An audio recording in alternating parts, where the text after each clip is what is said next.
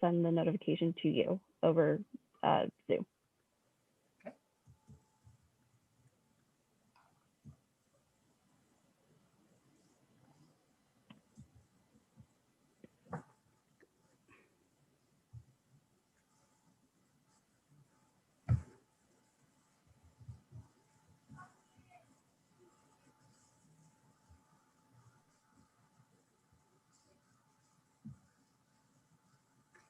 Good afternoon, everyone. My name is Kim Cornick. I'm a professor of sociology and director of the Asia Center here at the University of Utah. I'm happy to welcome you all to today's seminar presentation by Professor Lei Jin. Professor Jin's lecture is presented by the Asia Center, a Title VI National Resource Center that serves as a hub for Asia-related teaching, research, and community outreach at the University of Utah, in Salt Lake City, and across the state of Utah. The Asia Center provides faculty and students resources and an intellectual environment to realize cutting-edge research and works with campus and community partners to develop exceptional educational opportunities, courses, public events, study abroad, and internship programs for students. There'll be an opportunity for questions and answers at the end of the presentation today. If you have questions for our presenter, please enter them into the YouTube chat box. With that, I invite Professor Ming Wen of the Department of Sociology and an Asia Center faculty affiliate to give an introduction for our guest speaker. Hello, everybody. This is a great pleasure for me to introduce our today's speaker. Professor Lei Jin is Associate Professor in Sociology and Jockey Club School of Public Health and Primary Care at the Chinese University of Hong Kong. She received her PhD in sociology at the University of Chicago and was a postdoctoral fellow at the Robert Wood Johnson Scholars in Health Policy Program at Harvard University. Her research interests include social disparities in health and well-being, health lifestyle, healthcare policy, and healthcare professions. Her work has appeared in prestigious international journals such as Demography, Social Science Research, Social Science Medicine, and American Behavioral Scientist. Professor Jin's current projects examine the following topics: social disparities in health lifestyle in transitional China, psychological well-being and power perception in different social and political contexts across the world, and professionalization and professionalism among physicians in China's public hospitals. And with that, Dr. Jin, the floor is all yours.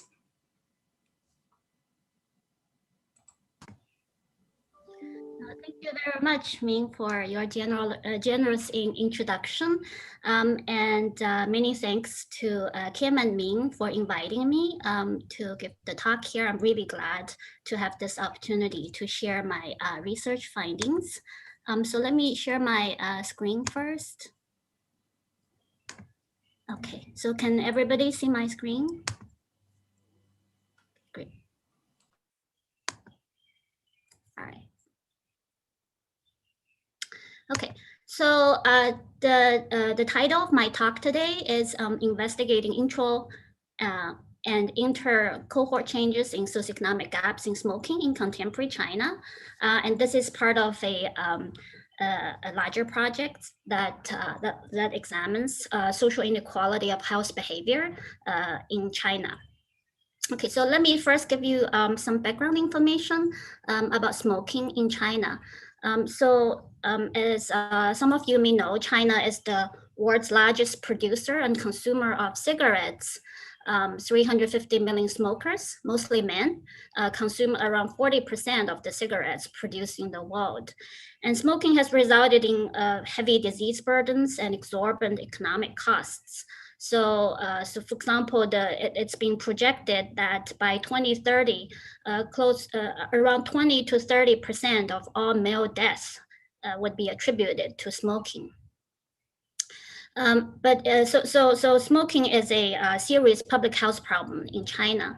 But if we're looking at a long-term trend, the news is not all bad until recently, because through late 1990s and early 2000s, the rate of cigarette smoking actually declined consistently, although moderately in China. So giving people the hope that we're starting to see the end of the beginning of the end of the tobacco epidemic in China. But however, there's a sort of a turn of event. A few recent studies reviewed that in early 2000s, the declining trend started to stall, and the rate of smoking still remained high.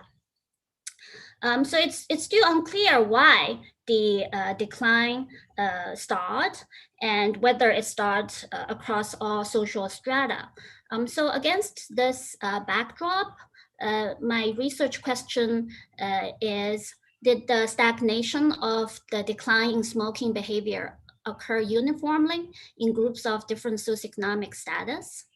And more generally, how did socioeconomic gaps in smoking behavior change during the recent decades? So specifically, I wanted to ask, have socioeconomic gaps in smoking behavior widened over the recent decades? So answering these questions may help pinpoint the groups in which the stalling of decline occurred for further investigation, and to also identify the groups that are particularly vulnerable to smoking and its detrimental health consequences.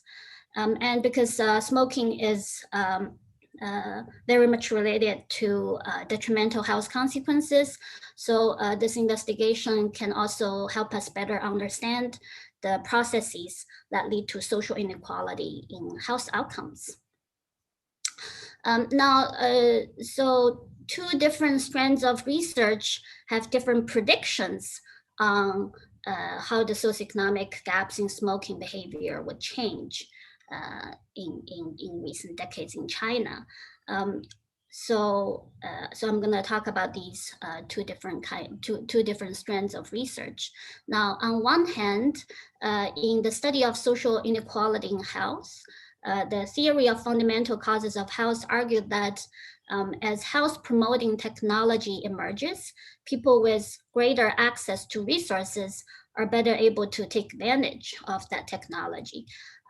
So this theory predicts that as the awareness of the harms of smoking emerges, the socioeconomic gaps in smoking would become bigger, right? So this empirical research done in economically developed societies, such as in the US, has largely confirmed has largely conformed to this prediction. So, for example, in the US, we saw that starting from the 1950s, when information about the harms of smoking started to come out, the rate of smoking started to decline.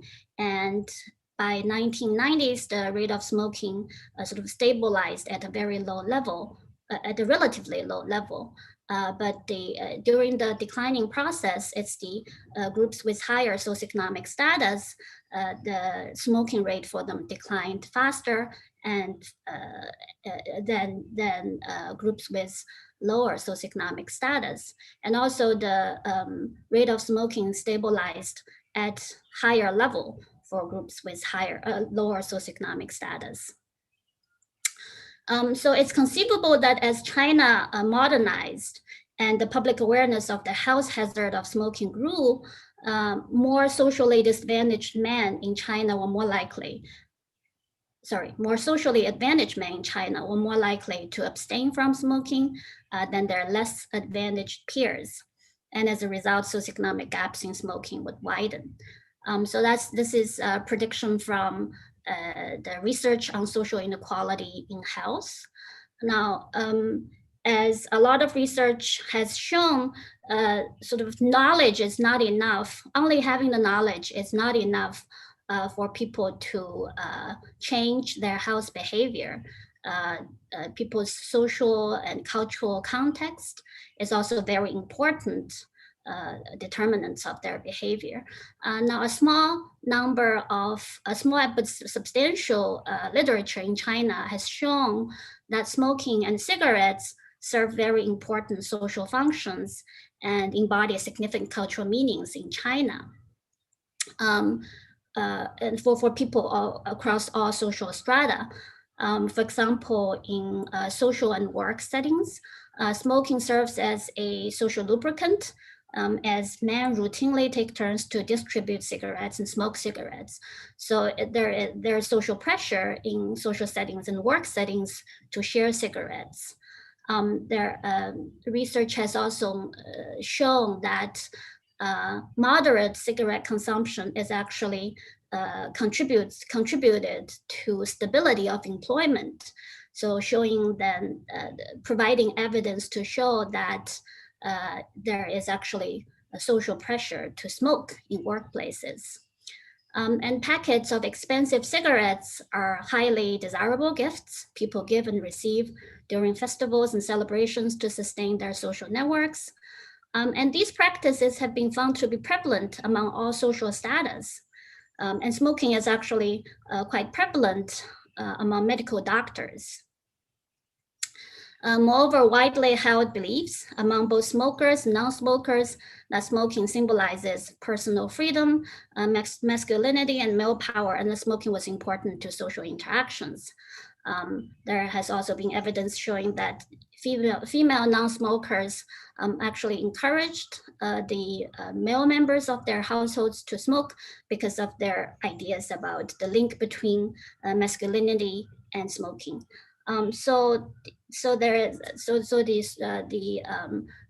Smoking cigarettes are very important, both in terms of serving social functions and also have important cultural significance.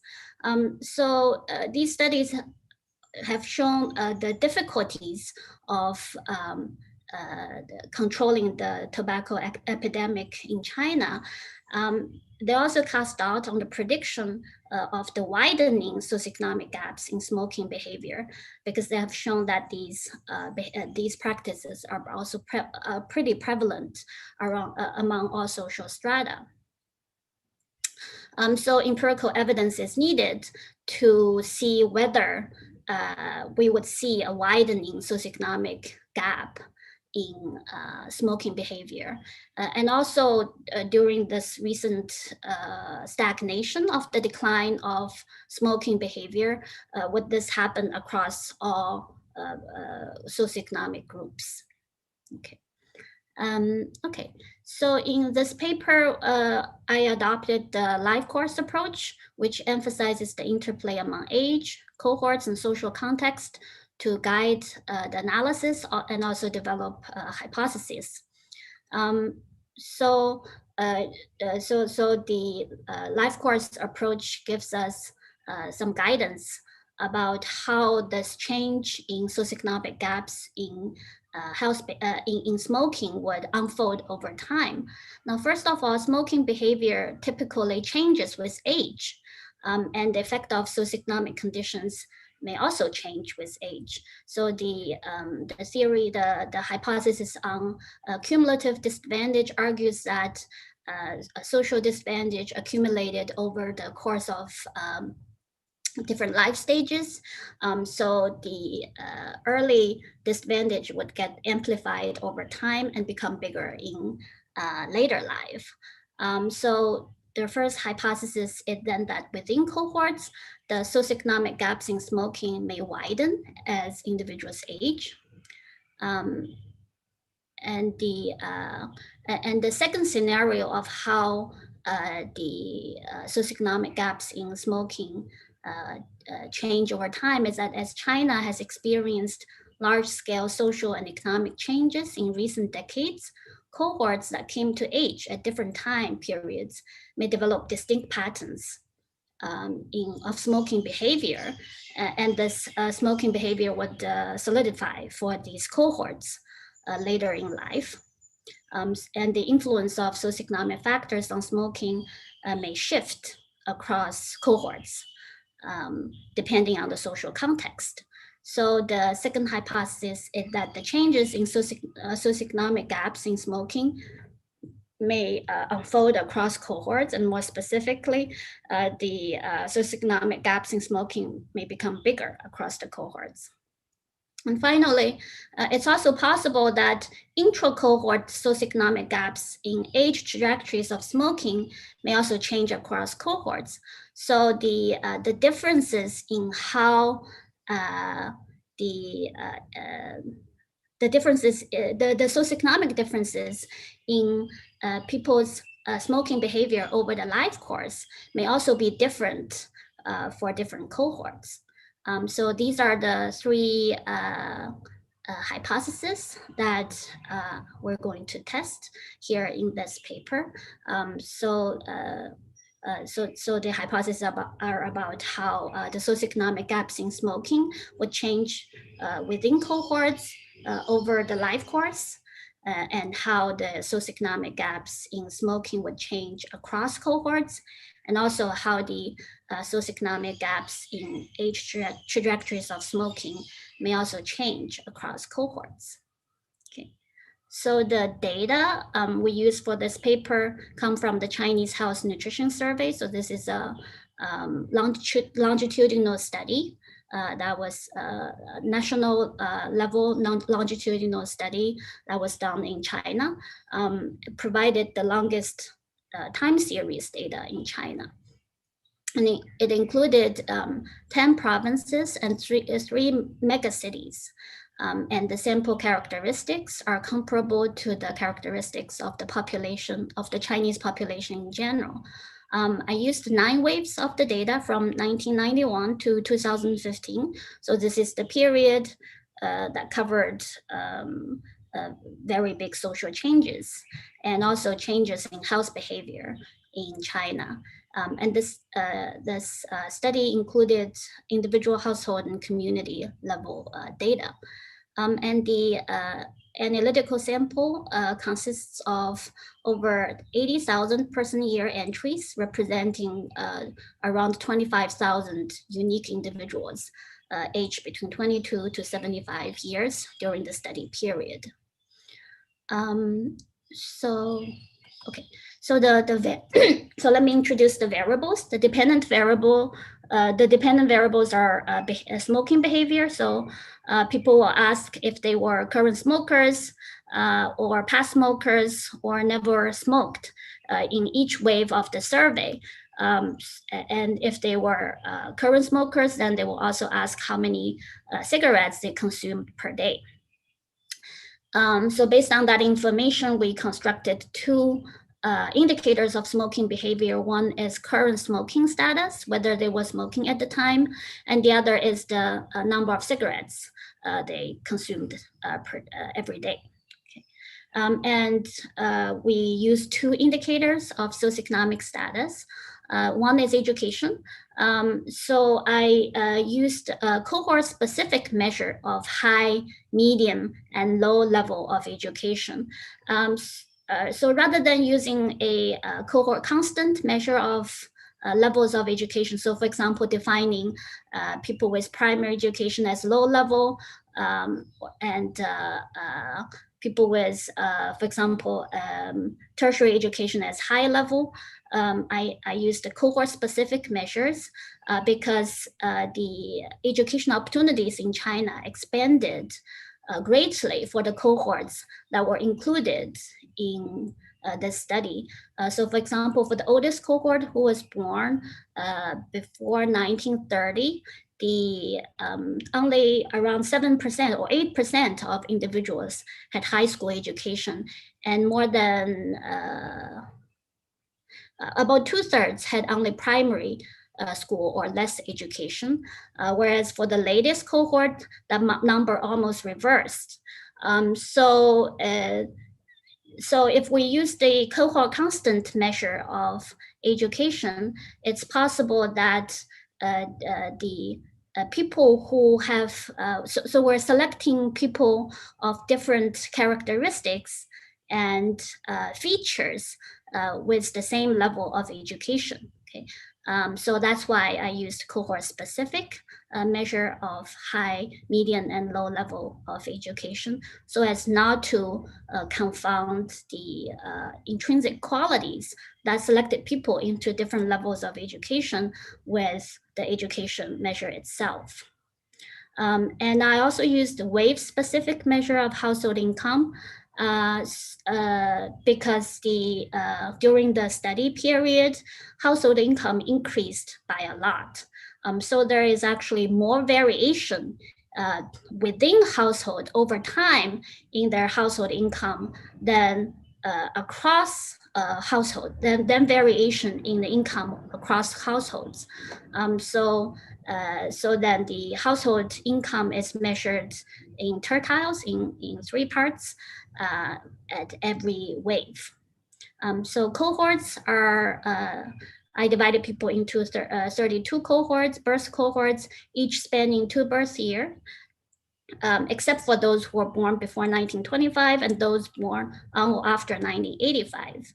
And age, I use time varying age, so the specific age at each wave, and the age is subtracted by the youngest age in the cohort to which the respondents belong to, so that to minimize the collinearity between age and cohort in an analysis. And there's a number of control variables, so marital status, ethnic minority, rural urban residence, and province of residence, and whether they were currently working.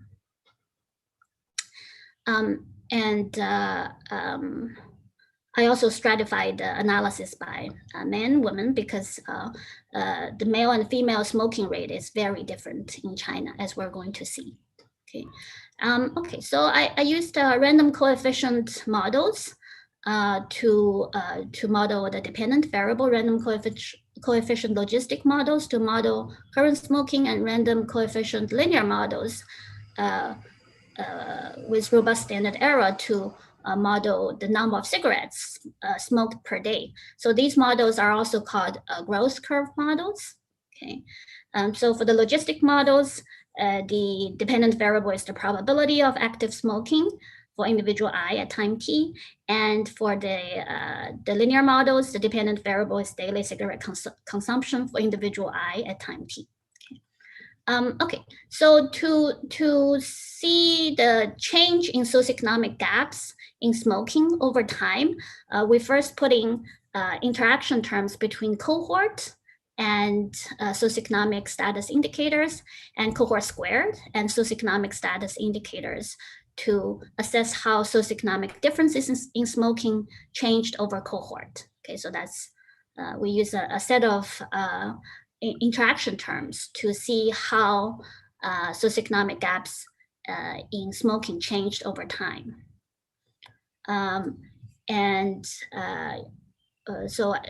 the interaction term between age and socioeconomic status indicators assess whether within cohorts, socioeconomic gaps in smoking behavior change with age. Okay. And then the 3-way interaction between age, cohort, and socioeconomic status looked at whether intra-cohort socioeconomic gaps in the age trajectories of smoking changed across cohorts. Okay. And then so UI and VI, they're random intercepts and random coefficient of age are included in the models to account for the correlations among repeated observations of the same individual over time. Okay, okay. So this is the so this is our model. Let me first show you the some sample characteristics. So these are time invariant sample characteristics. So I want to draw your attention to the education. The distribution of education here. So about 24% were men had low education, and 42% had medium education, and about a third have high education. So 60% of our sample lived in rural areas, and 10% were ethnic minority. So for variables that changed with time, so I presented both time constant and time varying characteristics. So for example, for people who smoked, right, so in terms of smoking behavior, about 68% of men had been a smoker for any one wave during the study, but only 5% of women reported that they ever smoked. At any given time, around 60%, so 58% of men smoked, and only 3.5% of women reported that they were active smokers. And the average number of cigarettes consumed per day is 9.5 for men and only 0.4 for women. So this is also why we stratify the analysis by gender. And we're going to see that because there are so few women smokers, it's really hard for us to do the growth curve models in the female population. So we're going to present a simpler analysis for the female population. Okay. Right. So let me first show you the changes,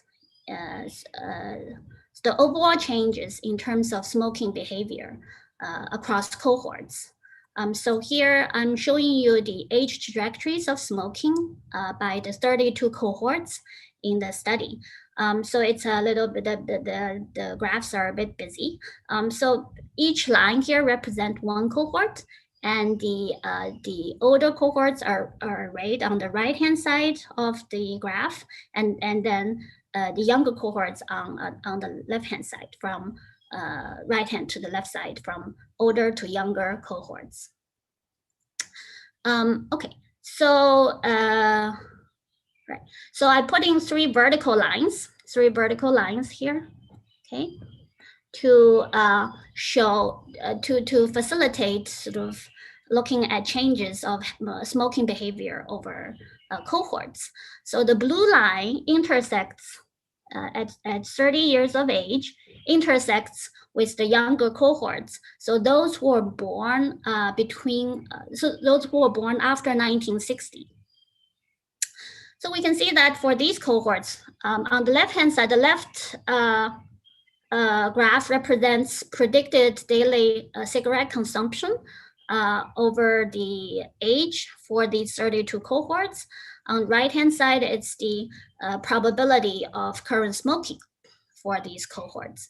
So we could see that for the younger cohorts, the lines were representing the age trajectories were moving down, okay, all the time, consistently. So indicating that across these cohorts, in terms of the number of cigarettes consumed, and also whether the smoking rate were both going down steadily in the post 1960 cohort. However, what happened for the last cohorts? So here, it's hard to see here, but there are actually three lines overlapping with one another in both graphs. Okay, so representing the three most recent cohorts, and they overlapped with each other, which shows that the decline in smoking behavior actually stopped here in the most recent cohorts. Okay, and the second vertical line intersects with the cohorts that were born between 1930 and 1960s. Okay, so we saw that for these cohorts, current smoking, whether they were smoking or not, smoking rate actually went down steadily and moderately across these cohorts. But for daily cigarette consumption, how much cigarettes people smoked, it didn't change very much, indicating that so the number of the rate of smoking actually changed, but among smokers, they actually smoked more cigarettes. Okay. The last line intersects with the oldest cohorts. Okay, and we also saw that among the oldest cohorts, there was some decline in smoking behavior. From now on, I'm going to focus on the youngest cohorts more, because the youngest cohorts actually represented the current and the future trend of smoking. Okay, so basically what we saw here is that beyond for the cohorts that were born after 1960s, there was steady decline in terms of smoking behavior, but then the decline stopped, okay, for the most recent cohorts. Okay, so here I'm showing you results from the growth curve models, so first we looked at the socioeconomic gaps in smoking. And then we started to look at whether these socioeconomic gaps in smoking change across cohorts and across age, okay, across the life course. Okay, so in model 1, so this shows us, these coefficients shows us the difference in smoking by education. So if we compare people with medium level of education, people with high level of education, the coefficients are negative, indicating that people with higher levels of education compared with people with low level of education consumed fewer cigarettes, and they were also less likely to smoke. Okay. So these are the education. So for education, the overall difference is very apparent, that people with higher levels of education were less likely to smoke. In terms of household income, the difference is not that apparent. Only for current smoking, for rate of smoking, there is a difference between people who are in whose household income were in the top tertile, compared with people, men whose household income were in the lowest tertile. So this one. But for a number of cigarettes consumed, there is no significant relationship between income and the number of cigarettes consumed. Okay. So in model 2, if we look at the interaction term between cohort and education, we saw that the interaction is negative and significant, indicating that as cohort changes from the oldest cohort to the youngest cohort, the educational gap, the negative differences between people with medium and high levels of education contrasting with people with low level of education, the negative gap is becoming bigger across the cohorts. Okay, so this does conform to our hypothesis that the educational gaps in smoking become bigger over time.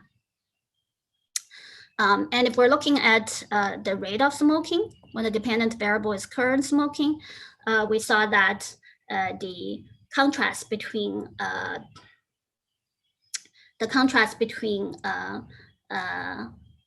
high level of education and low level of education is also negative, and and significant, indicating again a change, an expanding negative educational gap. Okay, and then we also look at the interaction term between cohort squared and education to capture the nonlinear relationship between the nonlinear change in educational gap across cohorts, and the interaction between cohort squared and medium education or high education are both non-significant, indicating that the educational gaps in smoking expanded linearly across the cohorts. But if we're looking at the interaction term between high education, between education and cohort squared for current smoking, we saw that the interaction term with cohort squared is also negative. So indicating that actually there is nonlinear relationship. The educational gaps in smoking across cohort changed nonlinearly across cohort. So for the contrast between people with medium education and low education, the educational gaps actually expanded more quickly in more recent cohorts. Okay, and if we're looking at the contrast between people with high education and low education, so the interaction term between linear cohort and high education is positive, whereas the interaction term with cohort squared and high education is negative, indicating that the educational gap was bigger for older cohorts, it become narrower, and then become bigger for recent cohorts. Okay. All right, so let me show you some graphs showing the actual changes of how educational gaps in smoking changed across cohort. Okay, so here I'm showing you the estimated daily cigarette consumption by levels of education and cohort at a specific age. Okay, so here each dot here represents one cohort. So there are 32 cohorts here, and the younger cohorts on the right-hand side of the graph. So what's significant in these graphs is that we saw among younger cohorts, the cohorts who were born in 1960s, the smoking behavior declined for all levels of education. Okay.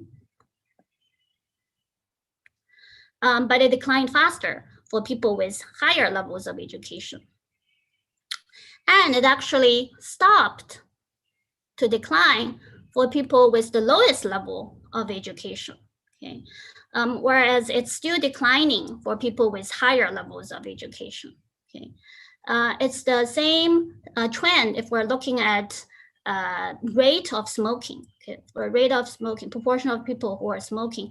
Again, for people with the lowest level of education, the decline was more mild, and also the declining trend actually stopped for this group, whereas for the higher education group, the decline was steeper, and actually it still seems to be continuing. Okay. So these graphs showed us how educational gaps in smoking changed across cohorts.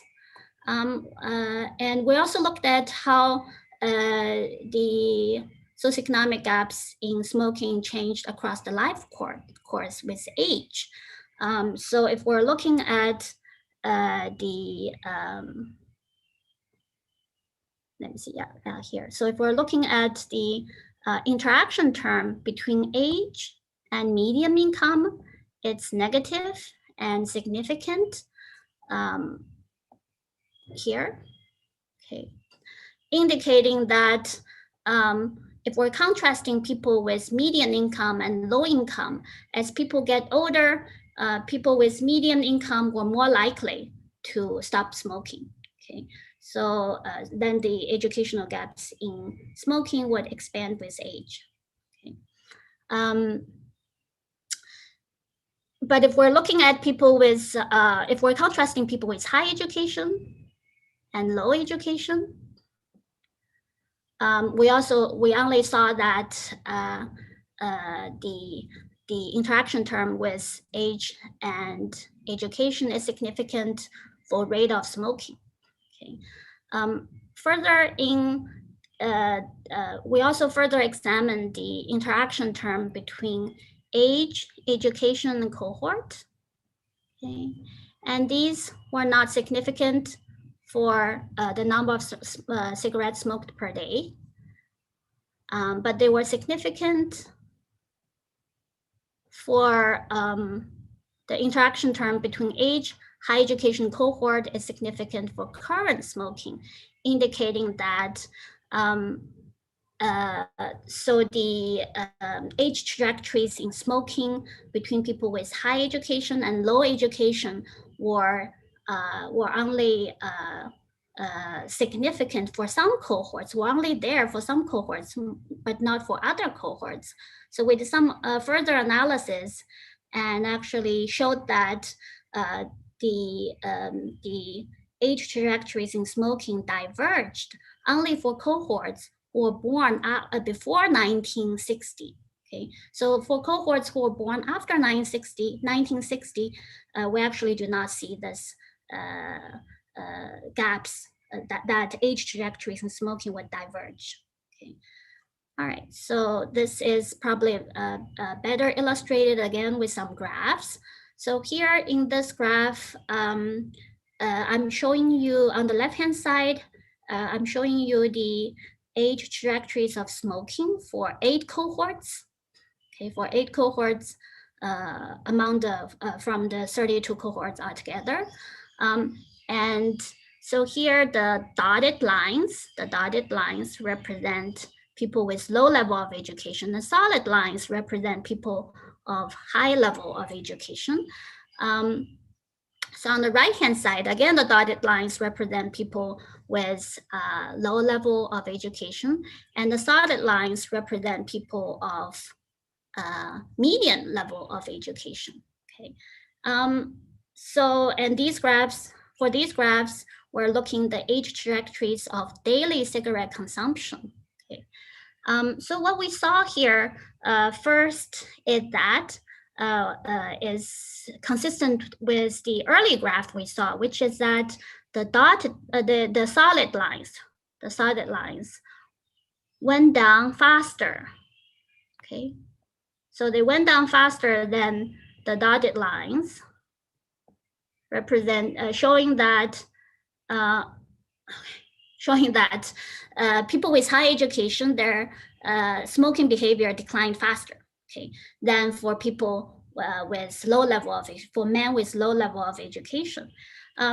And also, what I want to draw your attention to this part of the graph, which shows that, so these two trajectories, 2 lines representing age trajectories of smoking for low education men for 2 cohorts, right? For 2 cohorts. One is people who were born in 1978, 77 to 78, and one line is for people who were born after 1985. So these were people who were born after 1985 were the youngest cohort. So these 2 lines actually almost overlapped, showing that the smoking behavior of the youngest cohort were actually quite similar to a cohort that was born quite a few years earlier, right? So this again showed us that it was in men with the lowest level of education that the stagnation of the decline of smoking behavior occurred. Okay. Whereas if we're looking at men with highest level of education, the declining of the smoking behavior is still occurring here. Okay. And if we're looking at, if we're contrasting between men with median education and low education, we saw a very similar trend here. Okay. Now again, here the dependent variable is current smoking. So we're looking at the rate of smoking here.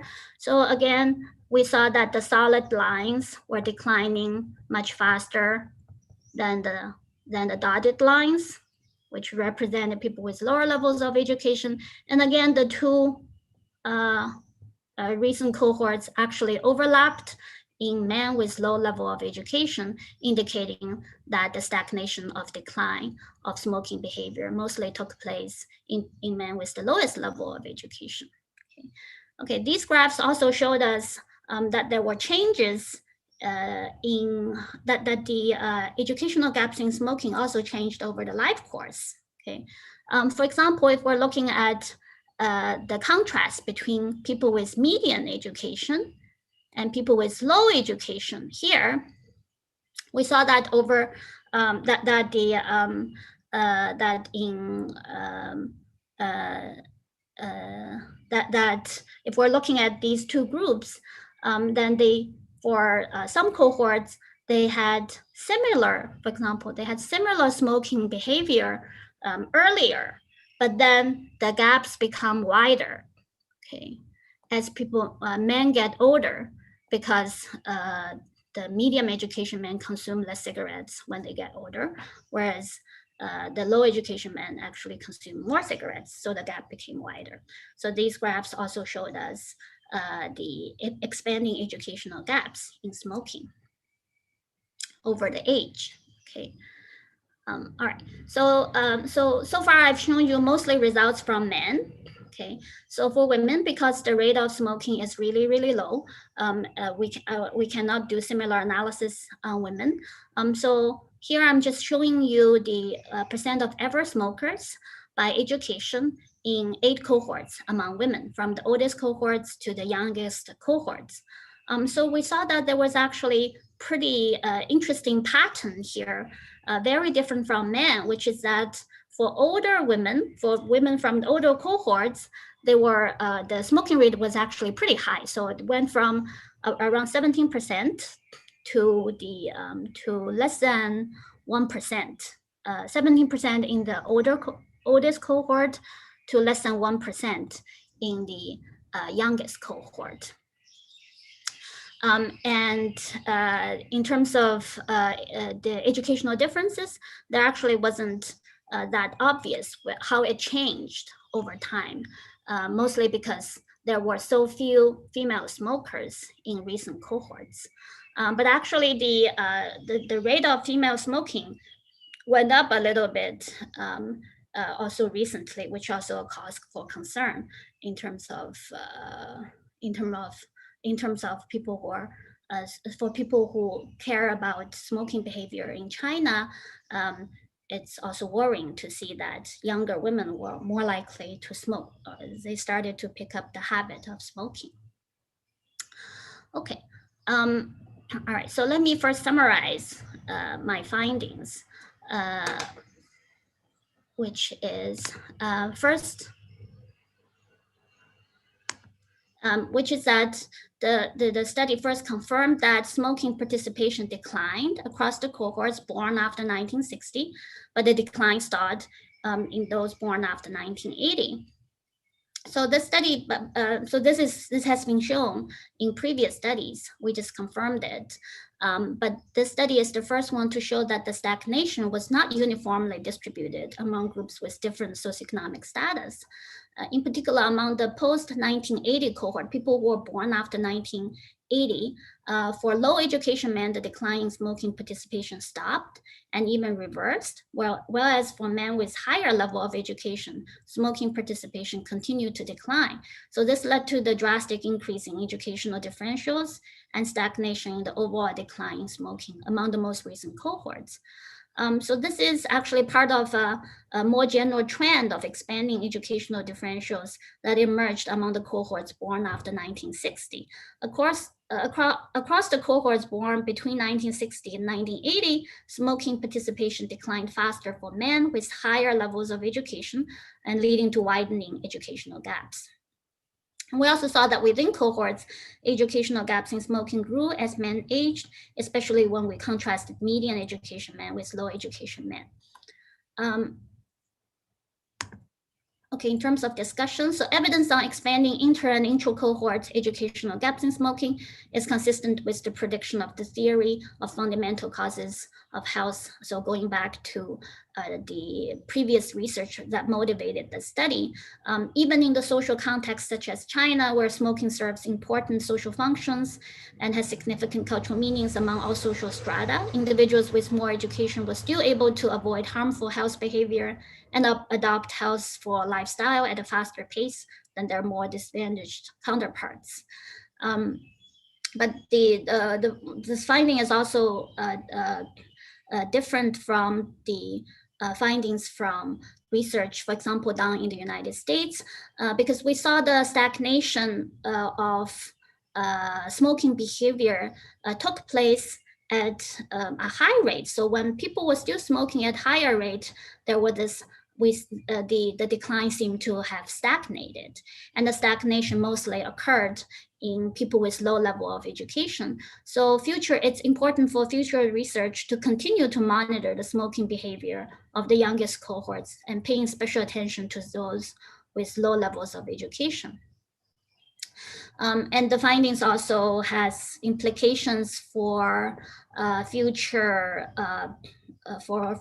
trends in health disparities in China. So given the harmful effects of smoking on a range of health outcomes, the widening educational gaps in smoking behavior implies that social disparities in men's health outcome in later life may also aggravate. So it's essential to understand the pathways linking education to smoking initiation and cessation.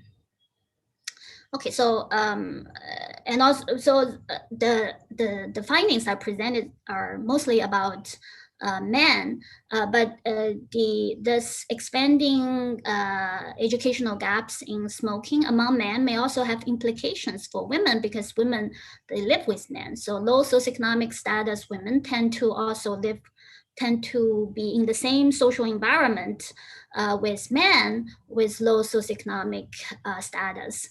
So this expanding educational gaps in smoking also means that low SES women may become increasingly more exposed to secondhand smoking over time. So future research also needs to assess among women these socioeconomic gaps in exposure to second-hand smoking also expand across cohorts. Okay. All right, so let me stop here. I think I spent quite a bit of time, and I welcome any questions. Okay.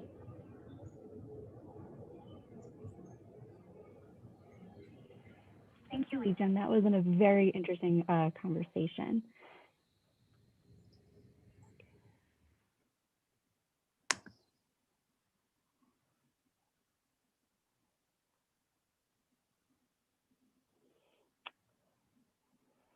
Okay, so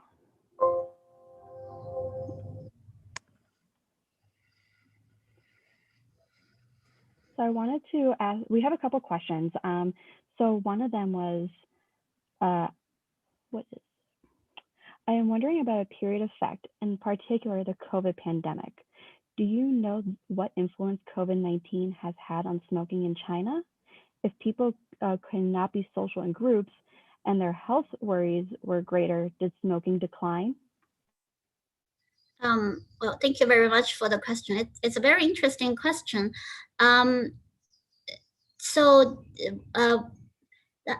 And I haven't thought about that, but that's very interesting, whether social distancing would have an effect on smoking. I haven't seen any evidence of it.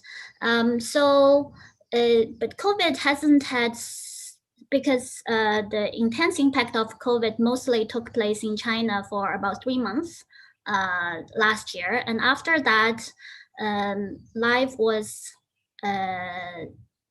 pretty much went back to normal in most parts of China. So I would think that COVID probably wouldn't be such a big disruption in terms of smoking behavior for people in China. But it's a very interesting question. Yeah, that remain to be asked, that remain to be answered.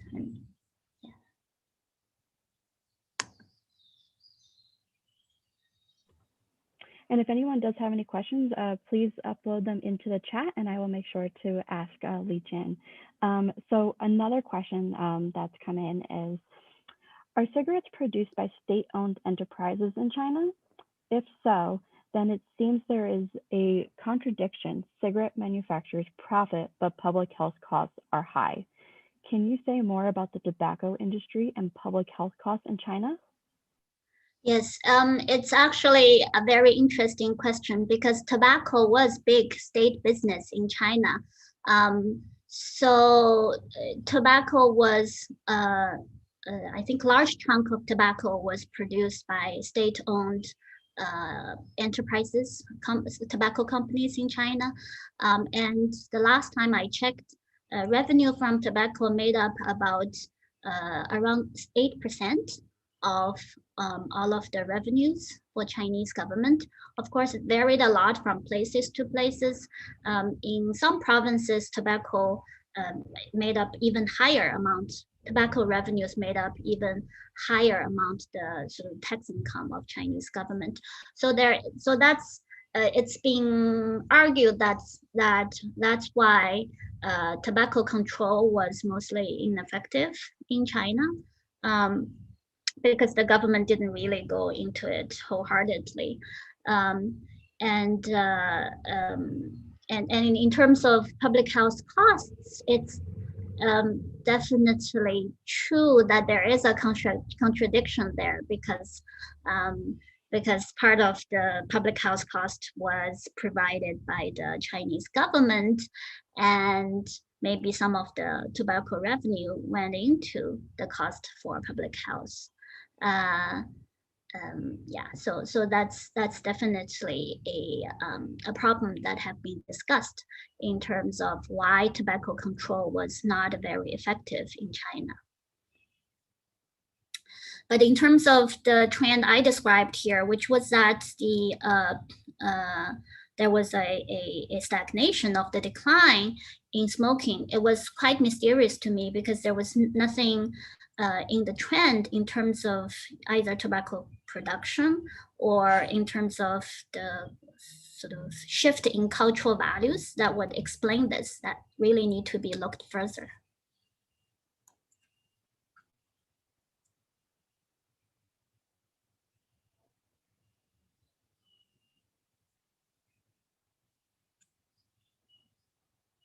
Okay. Okay. Okay, we just got a question.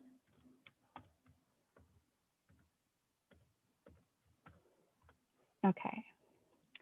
Is there a socially formed reason for why there is such a difference in smoking among women and men in China? A historical or political reason? This trend is actually observed in quite a few East Asian societies, that women smoke much less than men. So this was, there were studies about it. So the argument was that, after 1949, sort of in the image of the the female figure in the state sort of propaganda does not emphasize this. So smoking wasn't part of it. So that was partially why smoking rate declined a lot. So smoking became associated with masculinity rather than femininity. So that's why there was such a big decline in terms of female smoking rate.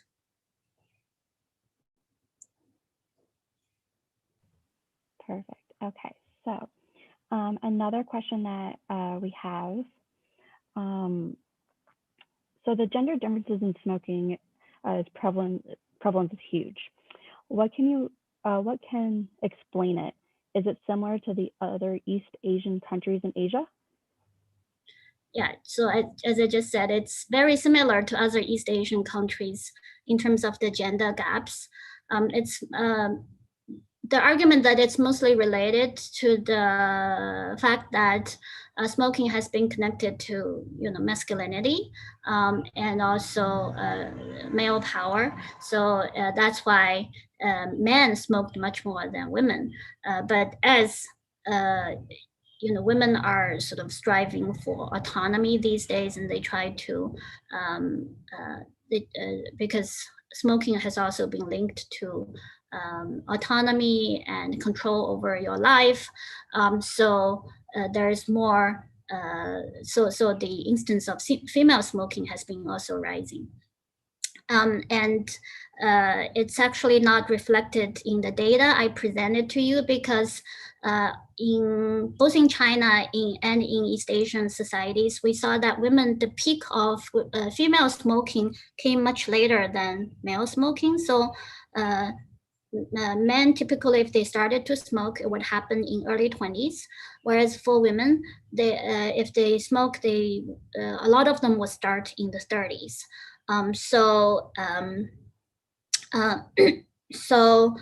For example, in the data I showed you for the post-1985 cohort, so they haven't reached their 30s in the data I showed you. So it could be that the smoking rate could be rising still for this cohort, because when they get older into their late 20s and early 30s, they still could pick up smoking. Okay, so I think we have time for one more question. Could you briefly comment on the significance of this? Whoops, we have, where is it? Sorry about that. Okay. Corresponding to the dropping smoking rates, did lung cancer prevalence also drop in China? We haven't seen a drop because it took a while for the detrimental consequences of smoking to manifest, to come out. So typically we would see probably, if the smoking rate continued to drop, then we would probably see a drop in 20 years, okay, rather than around this time. So still we are seeing very high morbidity and mortality rate that can be attributed to smoking. So we haven't seen a decline yet. There is always a lag in terms of the consequences that would show up.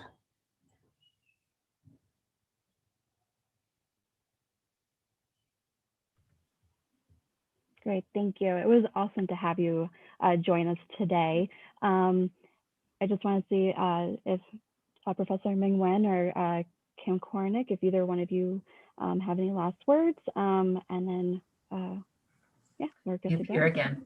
I'm happy to, I also want to echo those thanks. It was a really interesting, important presentation, and I could see that your teaching skills on display. I thought you really conveyed really complex methods in a way that was really clear. So thank you so much for joining us from your post in Hong Kong, and we hope to welcome you in Salt Lake City sometime soon. Thank you. It's a great opportunity. Thank you very much. I really enjoyed it. Yeah, enjoyed your talk. Thank you. Hey, bye, Kim. Bye, Ming. Bye. Bye. Bye. Talk to you later.